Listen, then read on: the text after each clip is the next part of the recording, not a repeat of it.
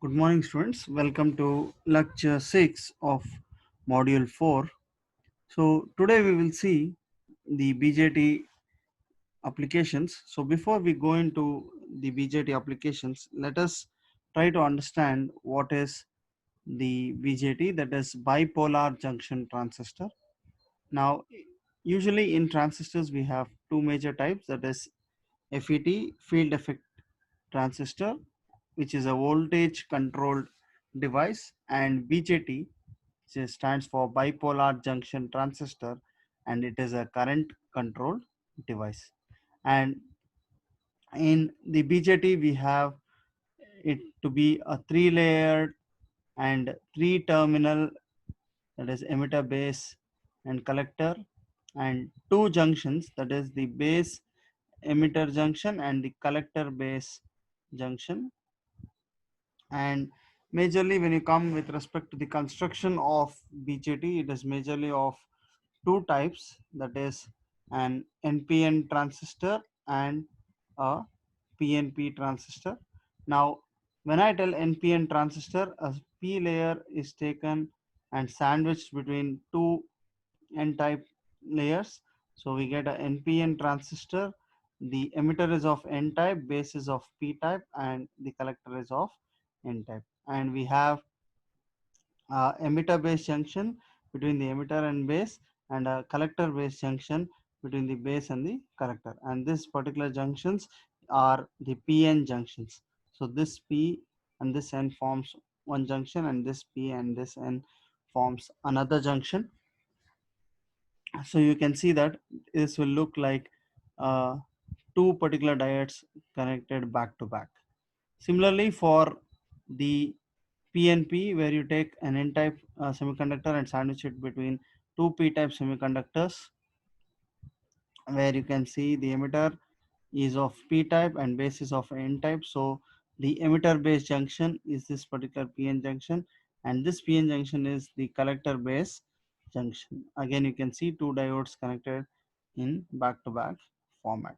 Now, in this three particular terminals or the regions, that is the base, emitter and collector, if you see the width wise, the base is the most thinnest, it is lightly doped and base of the whole particular device, and the emitter is moderately sized, heavily doped, emits the charge carriers, whereas the collector is bit more larger when compared to emitter, but moderately doped and collects the charge carriers.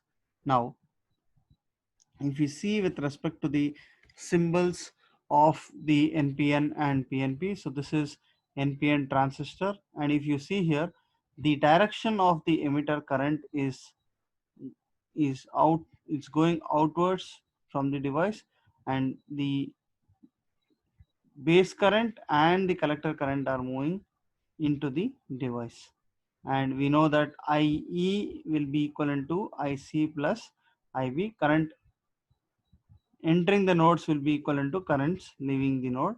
Now if you see even here, if you take a PNP transistor, current entering the device is IE, current leaving the devices are IB plus IC. Therefore IE is equal to IB plus IC. Now here in the NPN transistor, the electrons flow from emitter to collector. Therefore, the conventional current direction is opposite to the flow of electrons. So, if the electrons are flowing in this direction, the direction of conventional current will be in the opposite direction. And here in PNP, holes flow from emitter to collector. The direction of conventional current is same as the flow of holes. So if holes are moving in this direction, the direction of conventional current will also be in the same particular direction. Now moving forward, let us see what is transistor biasing, and depending on the biasing, what will be the three modes of regions. Clear?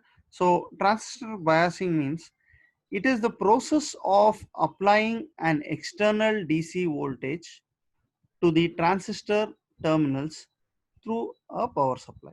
Clear? So when we tell the particular biasing is forward bias, the P region is connected to positive of the power supply, the N region is connected to the negative of the power supply.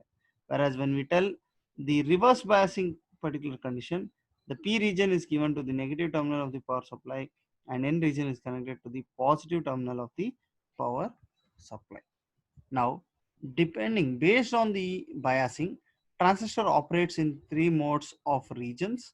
So one is the active region, the second one is the saturation region, and third one is the cutoff region. Now, clearly, depending on the biasing, the transistor will operate. That is, depending on biasing of the two particular junctions which we saw in the transistor, we have the emitter based junction and the collector based junction. Depending on how you bias them, they will be operating as different things. Clear? So the two major applications of a transistor is to use the particular transistor as an amplifier or as a switch. Clear? Now the transistor is set to operate in the active region if the emitter based junction is forward biased, whereas the collector based junction is reverse biased. If this type of biasing is there, then the transistor is set to operate in a active region, and when it is operating in the active region, the transistor will operate as an amplifier. Clear? And when the transistor is operating in the saturation region, it will be biased in such a format that both the emitter based junction and the collector based junction would be forward biased. So when both the particular junctions are forward biased, the transistor will operate as an on switch. Clear? And if the transistor is operating in the cutoff region, then the emitter based junction and the collector based junction, both of them will be reverse biased. When both the particular junctions are reverse biased, the transistor will operate as an off switch. Clear? Now the transistor can be used as a switch and as an amplifier. Clear? So the transistor can be used as a switch in digital electronics or as an amplifier in analog electronics. And now let us see how to bias the particular transistor. So if I take a NPN transistor, now when I tell active region, I told the emitter based junction is forward bias, collector based junction is reverse bias. So if you see here, I'm using two external DC supplies to do the biasing. So if this is the emitter and base junction, the PN junction diode, and if I take this PN junction, if I have to make it forward bias, the positive of the supply should be given to P type, negative of the supply should be given to N type. So this particular junction becomes forward biased, whereas when I want to reverse bias the collector based junction, if I have to reverse bias the collector based junction, the negative of the particular power supply should go to the P type and the positive of the power supply should be connected to N type. So the particular biasing what you are given here is the emitter based junction is forward bias, the collector based junction is reverse bias. So therefore your transistor will operate in the active region. And when we go to the saturation region, the both the particular junctions have to be forward biased, so here positive to be connected to P type, negative to connected to the N type. Again for this two particular junction, positive connected to P type, negative connected to N type. Next, when we want the transistor to work in the cutoff region, I have to reverse bias both the particular junctions. So reverse biasing means negative to P side, positive to N side. Again on this particular junction, negative to P side, positive to N side. So both the particular junctions will be reverse biased. Similarly, you can see for the PNP transistors. So when you have PNP, if you want to forward bias this junction, positive to P side, negative to N side. And this particular junction, if I want to reverse bias, positive to N side, negative to P side. And here for saturation region, we have to forward bias both of them, negative to N, positive to P, negative to N, positive to P. You can see both the particular junctions are forward biased. Next, when we go to the cutoff region, the emitter base junction and the collector base junction should be reverse biased. So positive to N side, negative to P side. On the other side, positive to N side, negative to P side. You're going to reverse bias both of them. Now, the different types of transistor configurations, if we come across, there are majorly three types. That is common base configuration, common emitter configuration, and common collector configuration. Now, when I tell common base, we know that if you have a particular device and if you have two terminals, you can use one terminal to input, the other terminal for output. But whereas in a transistor, we have three terminals. So if I use one particular terminal for input, the other particular terminal for output, I shall not leave out the third terminal free or open. So what we do here is the one of the terminal is taken common for both the input side and the output side.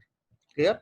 So if you see here in the common base configuration, the base terminal is taken common to both input side and the output side. And in this particular thing, we have to calculate the current gain, right? So in the common base configuration, the current gain alpha is given by output current by input current. We know that gain is output by input. So current gain is output current by input current, that is IC by I. Now similarly, if we go into common emitter configurations, we know that the emitter terminal is common to both input side and the output side. Now here the current gain formula is beta, which is equal to IC by IB. Now what is IC? IC is the output current by input current. You can see the output current is IC, input current is IB. So IC by IB. And the last kind of configuration is the common collector configuration. Now in the common collector configuration, if you see, the gamma is given by IE by IB. Again, the current gain means output current by input current. Output current is IE, input current is IB. That is why we have IE by IB. Now moving ahead, you can see here in this particular transistor, we can clearly see IE is equal to IC plus IB. But when IB is very small, we can tell that IE is almost equivalent to IC. And the particular value of the alpha will be less than or equal to 1. So no amplification will take place and cannot be used as an amplifier. But whereas if IB is small and beta is very high, this particular configuration can be used for current and voltage amplification. Why? Because even though there is a very small change in IB, we know that the output current, IC is beta times IB, beta times the input current. So this particular configuration, that is the common emitter configuration, can be used for the current or voltage amplification. So if you see, even though there is a very small amount of IB, since our beta is very high, this configuration can be used to do the current and voltage amplification, and this is the most frequently used configuration for amplification purpose. And if you see the last one